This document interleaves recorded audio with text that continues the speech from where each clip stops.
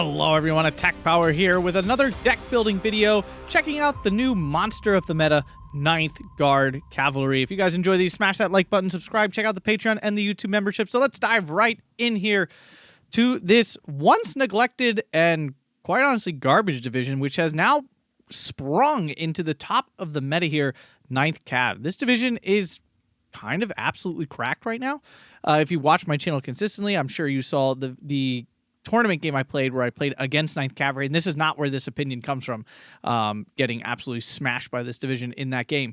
It is currently a generally held feeling among the competitive crew that this division is really, really strong.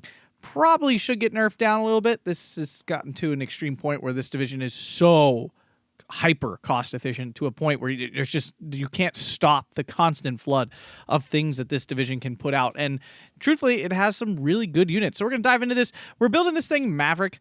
It really doesn't work great as a balanced deck. You know, really the advantage here is leveraging your cheap units to overwhelm your opponents really early in the game. Like, you just can't respond if you're playing an Axis division stuff where your infantry are 30 points versus their 15, 20 point guys. It's hard to match up well with that sort of thing. So you want to take the advantage of that early, make those early pushes and get that early ground and win the game quickly. The division does not have like a strong arty tab and things that can allow it to last a long time. Your medium tanks can get outclassed as the game goes on. So, you know, the way to get this division done is either Vanguard or Maverick, and I personally just think Maverick is a better income overall, which is why I generally choose it over Vanguard if I'm going to pick an aggressive income. So diving into the deck here, Recon tab, very strong, some really great units here to choose from. Starting with the Osnas Sapari here, which is, it's not like a super scary squad, but for only 15 points, you get a TNT tosser, a couple PP Shaws, and it does have commando and radio. It does a lot of stuff. You know, and it comes in a super fast 4 GPA, which gets you to the front line early, which may allow you to ambush some enemies and such. The PP Shaw 43 is technically worse than the PP Shaw 41, but it's still plenty effective at what it does. And again, your main goal with this unit is tossing the grenade, generally speaking. Up trading this unit, a 15-point unit for a 25-point Pioneer or Sapari or something like that. That's a big game. That's a very effective use of a unit. You can also maybe ambush a transport or something. And again, the commando kind of keeps it alive long enough that you are able to get that grenade off. Then after that, we have the Osnas snipers, which are just commando snipers with 4 men, which is really good at 30 points. Now, these aren't like super cheap. This unit actually has a little bit of heft in terms of its cost. I just noticed it's coming in this. Oh, yeah. It's coming in. It's not 30 points. It's only 20, which is really cheap for a 4-man sniper team. I'm bringing in the M3A1 Razvedka because it's an armored 50 cal unit, and anytime you can have those, you take them because they're very strong. So there's really no reason not to take this unit in that M3A1 Razvedka because you get a free 50 cal at 80 kilometers an hour, which is a 50 cal. It also has double vet. And yeah, just again, really strong unit here overall. Then we have the T70, which quite frankly, for its cost and what it does, it is also an extremely hyper-effective unit. For only 30 points, you can easily uptrade this to any kind of medium tank in the game at 110 millimeters of penetration. That's the APCR. It fires very fast with the double veterancy at 13 rounds a minute. Really doesn't miss very often at this range. You know, like, you're using this in tight spaces, so it's probably not missing very much. So it's firing really fast, got a really high accuracy, and you're putting those APCR rounds into tanks and causing those crits and getting those kills. Like, it's really quite effective. On top of that, it can just clean up light armor really well. You know, all the opponents' half tracks and other light armor and stuff. This can counter it really well for only 30 points. Really strong. We have a T-34 76 card, Razvedka. I mean, it's a T-34. They are very cost efficient at this point. Nothing like broken or anything, but they do perform really well at this price point. And with light medium armor being really the thing these days, the fact that this unit costs maybe 5 or 10 points more than most light armor, but absolutely bullies most light armor around, makes T-34s really effective these days in a good spot. And then I'm also taking the Kazaki Razvedka here, which is just an 8-man PP Shaw team, but I mean, they are only 20 points, which is the main draw to them for me. They have shock, you know, they do all the things. They get exceptional stealth. They also happen to have the very high optics. It's a nice little extra CQC squad to keep tossing units around, doing that damage. Things we're not taking, the 4 GPA, absolutely no reason to take this. No armor, crappy machine gun. Those are really no reason with all these other recon infantry here. This is another Kazaki Razveka. The Valentine 3. The Valentines are very good. This one, though, I'm not a huge fan of. It's just, it doesn't shoot infantry at all. I mean, the machine gun's pretty bad. Yes, it can definitely uptrade. I'm not saying this unit is bad. I could definitely see working, and I think Valentines are extremely strong right now. But this variant of the Valentine does not make me super excited, but I definitely wouldn't fault him. You could definitely take this over the Razveka here, but the Kazaki Razveka here, but I kind of wanted the extra submachine gun infantry. Continuing on into what makes the deck really tick is their extremely cost-efficient infantry. At this point, I don't know if there's a division in the game that gets infantry at this cost that function as well as these do. You get massive availability. You have really nice loadouts on a lot of these units, and they're just really strong overall. So first here in A phase, we have the Kazaki Mosin, which is, I mean, it's just a nice big squad at 12 men. It's got Mosin rifles. It's got a BDP-28. It's got a PTRD. It's got 2 PP Shaws for 15 freaking points, which is absolutely insane, honestly. And you get a huge availability. On top of that, not only are they 15 points, a larger squad than normal, you also get higher availability, which allows you to upfit them and really not be punished at all. It's kind of nuts, honestly. Now, is this loadout like absolutely super killer, undefeatable? No, it certainly is not. But when you're paying what normally would be a less than a grenadier price, so like think what you get for a grenadier, right? Or a Strelki. You get a 9 or 10 man squad with that many rifles, like 7, 8 rifles, 1 mediocre machine gun, just like this, and that's it. That's the end of it. 1 crappy submachine gun, and that's the end of it. This, you get more than that in every capacity. You get a PTRD on top of it. You get the Raider trait, because why not? You get 2 extra men, and you get higher availability, which allows you to vet them up. Like, that's a lot of things. That is a ton of things.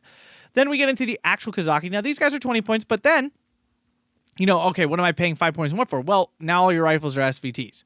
So this doesn't make them, like, way stronger, like, in a crazy sense. Like, we look at these 2, stack cards here. We do see a pretty significant uptick in damage, though. Like, there's no getting around the fact that, the SVT does significantly more damage. It gets 0.4 more damage. It's got, what is this? 40 rounds a minute more. Same accuracy. That's whatever. Higher suppression, so it does actually build up suppression a little bit faster. It just, I mean, and it gets all the bonuses we just talked about with the Raider and the big chunkier squad and the higher availability, so you vet up more. I mean, it's just really, really strong. Then we have the Kazaki PP Shah here, which is another 12-man squad with fun hats on their heads. And, it's 11 PP Shahs, which is pretty monstrous, as is. Then you get a DP-28, which honestly, I don't personally like that. Like, I kind of hate having this DP-28 on here because now I have to micro this annoying LMG that's firing when the rest of the unit obviously can't shoot. I don't like that personally. You get an anti-tank grenade, you get Raider, you get Shock. It's a 12-man. It's got very good stealth. You get really high availability here. You can see this 8, 16, 24 at single vet. I mean, just pretty nuts. Like, that is just straight up pretty nuts for a unit. Then we have the Oznaz, which they're only 4 men. They do have Commando, though. They get radio as well, so you get radio just freaking everywhere. And they're walking around with a bazooka and some smoke. I mean, so not only do your infantry, for their price, do really well. Now, you 1v1 a Panzergrenade, this is still going to lose, but the opponent's paying 10 more points for that Panzergrenade. So you just buy 2 Kazaki instead. And boom, now you win that fight. Easy. Like, it's not even a question. You absolutely destroy them. And then you get bazookas on all kinds of crap. Super high availability, double vet here. It's easy to have bazookas everywhere. And then we have the Osnaz Komroti. Nothing super special here. It's just a leader unit. But again, it's got all the fun symbols over here. That's A phase. And then B phase, we get another card of Kazaki PP Shah. We get a Kazaki SVT unit, which at first glance, you're like, wait, okay, this is worse? Incorrect. This is actually better than the normal Kazaki unit. Why? Because you actually get 2 LMGs, essentially. The AVT-40 here, which looks the same picture-wise. I kind of wish they would fix that. But this is an automatic rifle. Now, it has slightly lower range, of course, than an actual LMG. Let's bring up the Kazaki here. We can compare a bit. You're losing 150 meters of range, right? But in this case, you're picking up a little bit of rate of fire. You are... Well, I mean, you have double the damage because there's 2 instead of 1, right? Most of the other stats are just simply double. But you also, if you see there, get 5% more accuracy, which ends up the multiplier of damage and stuff just ends up making these so much more deadly then because of that. Then there are two, right? This is a double LMG unit. This is something desperately needed in most divisions to perform well. And then you get the SVTs on top of it. Like, yeah, you don't get the PTRD. Oh, who gives a rip? You have bazookas all over the place. So what do you need the PTRD for anyway? And you still have Kazakis lying around. It's not like they're all gone. Yeah, and then you get another B-phase card of Oznaz, because why not? You need more bazookas.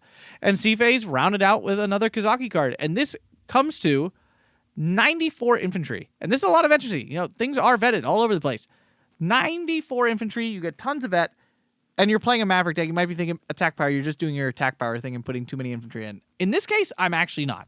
Because these infantry are so stupidly cheap, you're going to burn through them really rapidly. Like, you're going to be able to call in 3, 4, 5 at a time really easily. Like, no struggle at all. It's not going to be hard to do that. And you're going to burn through infantry really fast. You're just going to throw infantry at your problems because you're going to outtrade your opponent by having 3 squads over there too, or 4 squads over there too. And that's just how it goes. So yeah, this infantry tab really cracked right now. I don't even know exactly how I'd fix it. These are terrible at 25 points. That's the thing. Like, Kazaki are really bad at 25 points. They are. They're not very good at all. You wouldn't play them. So I think probably the best way to fix this would be to reduce that availability down. Make it a little more realistic, so you can't, like, giga vet these without actual punishment. Like, there's no punishment for vetting these to the moon right now. So they probably should be brought down to the standard veterancy curve so that you can't just absolutely barf these units out for basically no punishment whatsoever. Then our tank tab. I mean, this tank tab just kind of does it right now. It has arguably one of the strongest units in the game. I have a hard time not calling this one of the most busted units in the game right now. For only 35 points, you get a 6-pounder, which is just a really solid AT gun. 115 millimeters penetration. In other words, you can kill any medium tank in the game easily. You are firing faster than most tanks in the game in general. There's very few tanks outside of the light tank category that fire anywhere near this fast. And you get 85 millimeters of armor, which is honestly pretty solid. Bounces a lot of stuff pretty consistently, and especially since you're firing twice as fast as every other tank in the game that you're going after, right? So generally, you're going to hunt medium tanks with this. You are literally firing twice as fast with this veterancy as all the tanks you're coming up against. It's pretty cracked. Now, what's the problem with it? It's slow. But you know what? So what? Yeah, it's annoying. They die. They certainly do. But go watch my game. Watch these things absolutely, like, freaking crap on everything for 35 freaking points. This unit is simply too cheap in my opinion right now. It really should be 45 points. I think that would be the sweet spot. 45 points being still really good in my opinion, but not being so absurdly cheap that there's like no, but you could call out almost the entire card of these in one tick. It's a little ridiculous. Then we have MCHAs. MCHAs are Shermans. Shermans are great. They do what Shermans do. You can get lots of veterancy on them. They crush all infantry and soft targets. They dominate in towns and stuff. You get the nice 100 millimeters of armor here. It's not the low armored variant. It has all the stabilizers and all the fun things on it. B phase, we're bringing some T-3476s at double vet. They do similar to what the MCHA does for 25 points less, and it functions 25 points less is good. It is what it is. It's also the low armored T-34 variant. So, it's not great, but the fact is you have it, and having access to it is really nice. Again, 55 points, getting a medium tank, does good work. Valentine absolutely destroys this thing. Just be aware. You see, if your opponent has Valentines, they're going to absolutely eat your T-34s alive. By the way, they'll probably eat your MCHAs alive too, because this unit is absolutely cracked. Continuing on, the support tab, not great. There's not a ton going on here, but there is one of the best Soviet units in the game here. We have Ognjimachiki. That's not it. That's just Ognjimachiki. Then we have Maxims, and you get higher availability on these Maxims just because. No particular reason, just because you do. And they get Raider, so you get higher availability, and you get Raider for no cost whatsoever. This is the same cost as a normal Maxim unit in another Soviet division. Then we get the OB-25, the absolute god of the assault tab here, the god of the support tab. It does what the OB-25 does all the time and absolutely wrecks. Then you get the better transports, the supply. You get 4 GPAs. Now, attack power, why are these better? They're mathematically exactly the same. You get 4 Studebakers, you get 8 Fords. It is the same exact amount of ammo. Well, 2 advantages. 1, this moves way faster. It's got 30 kilometers an hour faster, which is, of course, nice. It actually has optics and better stealth. So all these things are nice. They actually give them more survivability overall. more importantly, it's very easy to find 20 points lying around and call in your ammo and keep your guns firing. It's a little bit more harder to find 40 points lying around, which may delay you from actually getting your supply and keeping your guns firing. On top of that, when this unit dies, you're only losing 20 points of supply instead of losing a full 40 points of supply. And on top of that, you can then spread out to more units and be able to continue to supply more things. And it feels much better, like, say you have a frontline tank that got a gun jam or something. You can go actually fix it, because this goes 100 kilometers an hour, flies up to the front line, fixes the crit, and then gets back to the back line. And it doesn't feel so bad doing that for only 20 points. You feel very scared doing that with a 40-point supply truck. So, yeah, just a million reasons why this is better than a normal supply truck. Seems minor, but all of these advantages keep piling up, making this division kind of ridiculous. Now, AT tab. Not amazing, but it does have an extremely important unit to actually make this AT tab competitive. We have 45 mil here. 45 mils, I still argue, are one of the best units in the game. It's just super cost efficient. It trades way above its weight class. The buff to 110 millimeters of penetration on the APCR was just icing on the already solid cake. Then we have the ZIS 3. It does fine. I see it more as a, like, OB25 variant, almost. Yes, it obviously kills tanks a lot better than the OB25 generally, at least it should. Although we've all seen the OB25, maybe it doesn't. But it's nice to have. It's honestly, I, again, use it more for support of my infantry, less so than actually killing of tanks. In B phase, you have a very key unit here in the ZIS 2. This gives you some actual AT killing power. You actually have the chance to kill tanks semi-efficiently. ZIS-2s are very effective. They do good work. Are they incredible AT guns? No. They're definitely not at the top of the AT gun tier list by any stretch. But with their faster fire rate and stuff, they can do quite a lot of damage and catch a lot of players who think they can just tank these things. They can go down pretty quick. They also have pretty high accuracy, 50%, although I'm not sure if that's actually higher than normal. Yeah, it is. I mean, this has 45%. This 2 has 50%, which is nice. The APCR is terrible. I will note that. The APCR is truly an awful weapon there. You're really working on with this. The penetration is not great. I will say that. But the high fire rate means you end up penning more often than you would expect to. We're not taking the PTRS. It's incredibly redundant in this deck full of PTRDs. Really doesn't need to be there. And we don't really have room for this other 45 mil. Anti-air tab. Also incredible, to be honest with you. You get Zen Arts, which at 37 mil with the new veterancy on these, they are great. They're fantastic, very, very suitable. And then one of the best AA gut pieces in the game, the ZIS 12 here. It's a double 25 mil, I think. Yeah, double 25. I'm not like having a moment here. Yes, double 25. Yeah, okay, I could just read it. Oh, attack power. Oh, my goodness. It's been a long day, guys. Anyway, but yeah, double 20 mil does really, really well. Don't know why. Seems to overperform, honestly. Maybe, well, no. This unit is very good. Like, I'm trying to say I'm overblowing this, but this unit is really strong. Maybe not one of the best AA pieces in the game, but really strong overall. You could also take 85 mil if you want some more long range AT or something. I don't love these, but if you watch my game, this functioned very well for my opponent. Credit to him for using them well. Higher availability now. You can also vet them a little bit, and they do get a lot more dangerous that way. So, maybe this unit does belong in here now. It's not even very expensive. Artillery tab, there's a lot here, but not actually a lot here. So what I am taking, Su-76, these are just phenomenal. I really have a hard time not taking these in Soviet divisions when they're available. They're so cheap. They're easy to move around. They can get really close to the front line pretty safely. They have radio. Yeah, they do all the things. VZVOD, we want that veterancy on our infantry. Why are they coming in such a stupid transport? Jeez, why? Okay, there we go. Yes, now we're a little less stupid. And then the 122 here. One of the best Soviet RD pieces. Just a great cost. Functions really well. It does all the things you want it to do. You can also put it in direct line of fire, and it does APing at 2,000 meters at 200 millimeters of penetration. Now, it's a ballsy thing to do this. I'm not going to lie. It fires extremely slow. If it pens, it's an insta-kill, though. So something to be aware of. I am bringing it with the ammo. Some would argue don't bring it with the ammo. Maybe I shouldn't. Maybe it's just more cost-efficient to not bring it with the ammo and just go like this. Sure, let's do that instead. We are in Maverick anyway, so we don't really need necessarily the tons of extra ammo. Things we're not taking. Spotter, definitely not needed with the Olsnaz all over the place for radio. 82 mm mortar in the bike. It's not bad. you lose 5 rounds. That's the problem with it. But I actually kind of like it to be able to move them and dodge opponents' counterfire. I like them for that a lot. But I don't feel like I need it with the 76, the Su-76 here. I can kind of serve a similar purpose. Yes, it doesn't fire as fast, but actually it doesn't fire that much slower if you actually click on HE. Oh, wait, just kidding. The Su-76 fires faster. Well, that is just embarrassing, 82 mil mortar. You have made me sad. I think this aims faster, though. I will give it that. Doesn't have radio, though. F-22, no reason. Take the Su-76.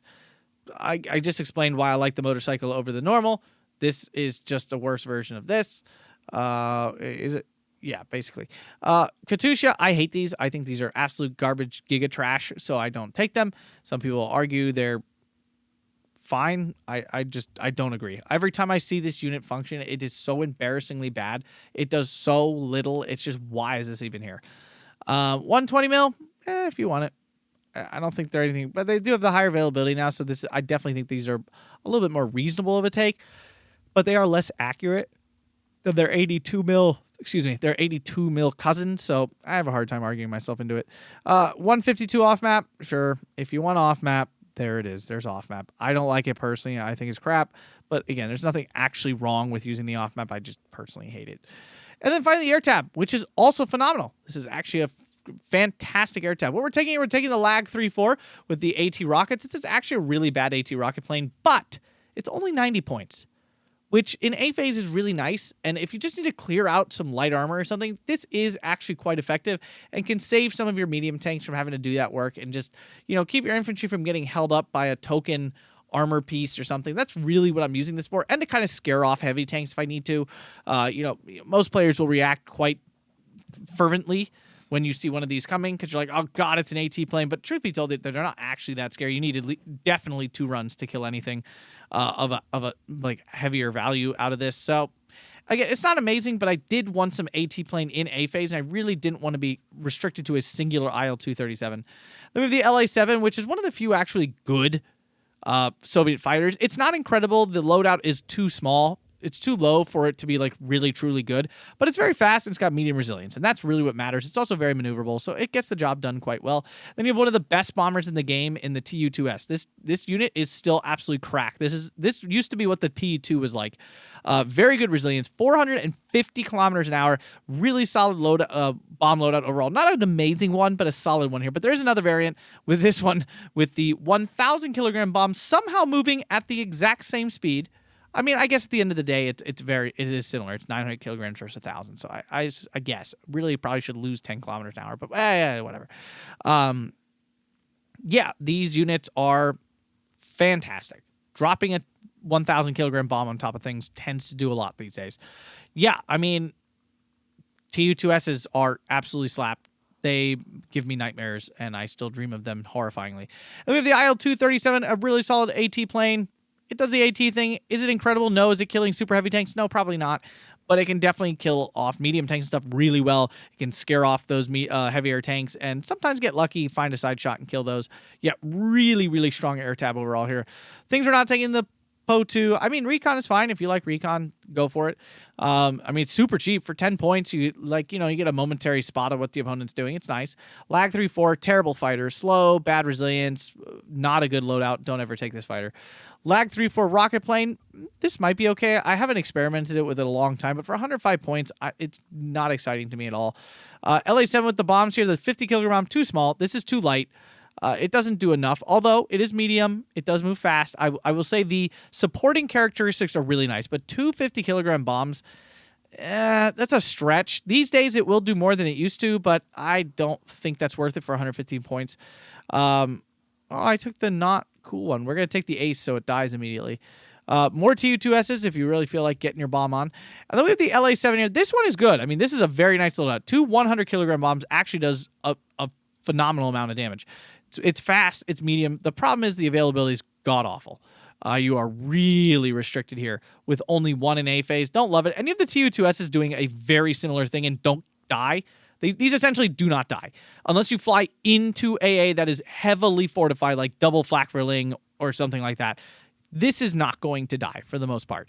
So, the LA-7, it's just an unnecessary risk and unnecessary units. For 10 points more, you're getting a unit that's probably going to die at some point in the game whereas the TU2S will literally stand like a house. It's not really worth taking this. So yeah, 9th Cav. This division is absolutely cracked right now. If you are, looking for an allied division that's really, really strong and you want to win some ranked games, this is a division right now to hop in to that rank queue with, and I think you will find a lot of success. I would even say unless you end up on like a Slits map, but the fact of the matter is I lost on a Slits map against this division. So take that as it is. Maybe attack power is just a scrub. That's very possible.